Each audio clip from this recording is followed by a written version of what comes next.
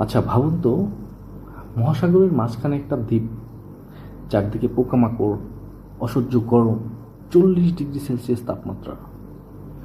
PayPal বিক্রি করে যেই টাকা পেয়েছিলেন তার সবই প্রায় শেষ। ঋণের পরিমাণ নিজের সম্পদের ডাবল। আর 3বার রকেট উৎক্ষেপণ করার পরে 3বারই বিধ্বস্ত হয়েছে। হাতে আছে শুধু একটি মাত্র সুযোগ, চতুর্থবার যদি ফেল করে তাহলে সব শেষ। কিন্তু তিনি চতুর্থবারই সফল হয়েছিলেন।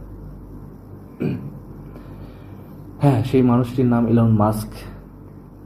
1971 সালে জন্ম নেয়া আফ্রিকার একটি অন্তর্মুখী ছেলে, বই পড়তে ভালোবাসত। পরে কানাডা হয়ে যুক্তরাষ্ট্রে যান, তৈরি করেন পেপ্যাল, জিপটুর মতো বড় বড় ব্যবসা প্রতিষ্ঠান। পেপ্যাল বিক্রি করার পরে যেই $180 মিলিয়ন টাকা পেয়েছিলেন, সেটা তিনি নিজ ভোগ করার জন্য খরচ করেননি। তিনি সেই টাকা দিয়ে স্পেসএক্স, টেসলার মতো কোম্পানি তৈরি করেছেন।